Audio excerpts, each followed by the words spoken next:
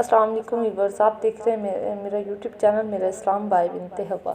Viewers, जैसे कि आप सब जानते हैं आज शब बारात की रात आने वाली है, तो इससे रिलेटेड मैं आपके लिए चंद एक चीज़ें लेकर आई हूँ। आई होप आपको बहुत अच्छी लगेंगी। और कुछ चीज़ें ऐसी है कि जिसमें हम मिस्टेक कर जाते हैं, आज मैं वो कोशिश करूँगी कि आपके साथ वो सब क्लियर कर दूँ। तो फर्स्ट ऑफ ऑल हम जिक्र करते हैं कि माह शौबान के जो 15वीं रात है, इसकी फजीलत क्या है। नबी करीम सल्लल्लाहु अलैहि वसल्लम इरशाद फरमाया कि आयशा, तुम जानती हो इस रात में क्या होता है? तो हज़रत आयशा ने अर्ज़ की कि या रसूलल्लाह, आप बता दें इसमें क्या होता है। आपने फरमाया कि इस रात में ये होता है कि आदम अलैहिस्सलाम के औलाद में से जो भी इस साल पैदा होगा या जो भी इस साल मरेगा, यानी इस दुनिया से जाएगा, उसका मरना और पैदा होना सब लिख दिया जाता है। और जो फरिश्ते इन कामों पर मुकर्रर हैं, उनको इतला दी जाती है और उन्हें कहा जाता है कि जितना जितना हर इंसान को साल में या नेक्स्ट आने वाले साल में रिस्क मिलना होता है, वो अल्लाह ताला सब लिख देते हैं तमाम इंसानों के लिए।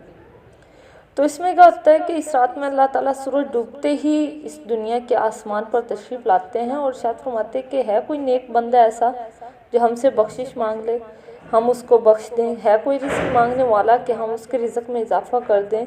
है कोई मुसीबत का मारा दुआ करे, हम उसकी मुसीबत को दूर कर दें।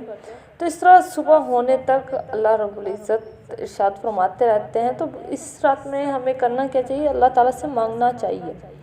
मांगना क्या है? अपने गुनाहों की माफ़ी मांगनी है, मुसीबतों से छुटकारे की माफ़ी मांगनी है, और जो भी पिछले साल में गुनाह हुए एक तो उनकी माफ़ी मांगनी है, एक आने वाले वक़्त के लिए माफ़ी मांगने कि या अल्लाह हमें तौफीक दे कि हम आने वाले साल में गुनाह मज़ीद ना करें। हम जो पिछले कर चुके हैं हम उनसे माफ़ी चाहते हैं, और अल्लाह ताला हमें हिम्मत दे कि हम आने वाले साल में ऐसा कोई गुनाह ना करें जिसकी वजह से हम जहन्नम के मुस्तहिक हों। तो एक और बात अहम सुनने में आई कि लोग क्या करते हैं कि इस रात में जो शब कदर की रात है, इसमें नवाफिल की जमात करते हैं, नफल जमात के साथ पढ़ते हैं। पहले सिर्फ ये तो सिर्फ शबीना ये जमात होती थी, अब तो सलातो तस्बीह सब कुछ ही लोग घरों में जाकर एक दूसरे के साथ ख़वातीन पढ़ती हैं, मर्द पढ़ते हैं, सलातो तस्बीह ऐसे एक साथ मिलकर पढ़ रहे होते हैं। सबसे ज़्यादा ये ख़वातीन में ये बात सुनने में आती है कि ख़वातीन एक दूसरे के घर जाकर सलातो तस्बीह पढ़ते हैं। तो देखिए, ये सलातो तस्बीह की जमात किसी भी तरह से जायज़ नहीं है, ठीक है। फ़र्ज़ नमाज के अलावा और इन नमाज़ों के अलावा जो हुजूर सल्लल्लाहु अलैहि वसल्लम से बाजमात अदा करना साबित है, जैसे तरावी की नमाज, सलात कुसूफ, सलात इस्तिस्का की नमाज, तो इनके बारे में है कि ये जमात के साथ पढ़ी जाएं। इनके अलावा हर नमाज के बारे में अफजल यही है कि नमाज अपने घर पर अदा करें। सिर्फ फ़र्ज़ नमाज की खसूसियत ये है कि इसके अंदर सिर्फ अफजल नहीं बल्कि सुन्नत मौक़दा भी है और वाजिब भी है कि इसको मस्जिद में जाकर अदा किया जाए।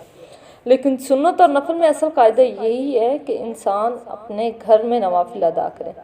लेकिन जब फुक़हा ने देखा कि लोग घरों में जाकर बाज़ औक़ात सुन्नतों को तर्क कर देते हैं, नवाफिल अदा नहीं करते, तो इसलिए उन्होंने ये भी फरमा दिया कि अगर सुनते छूट जाने का खौफ हो तो मस्जिद में ही पढ़ लिया करें, ताकि सुनते वगैरह ये नवाफिल छूट ना जाएं। वरना असल कायदा यही है कि घर में जाकर अदा करें। नवाफिल के बारे में तमाम फुक़हा का इस बात पर इजमा है, यानी तमाम उलमा की एक ही राय है कि नवाफिल बेहतर यही है कि घर में अदा करें। और नवाफिलों की जमात जो है हनफिया के नज़दीक मकरूह तहरीमी भी है और नाजायज़ है। तो अगर जमात के साथ नफल पढ़ लिए तो उसका सवाब तो क्या मिलेगा, उल्टा हमें गुनाह ही होगा, क्योंकि हम जानते हैं कि नवाफिल की जमात जायज़ नहीं है, उलमा मना करते हैं। तो हमें नवाफिल की जमात कहीं भी जाकर अदा नहीं करनी चाहिए। तो व्यूअर्स, ये थी आज की हमारी वीडियो। आई होप आपको ये इंटरेस्टिंग लगेगी, इसमें बहुत कुछ सीखने को मिलेगा। आप भी इन बातों पर अमल करें और किसी के भी घर जाकर या इस तरह घर में ही जमात के साथ नवाफिल, सलात व तस्बीह ऐसा कुछ भी पढ़ने की कोशिश ना करें।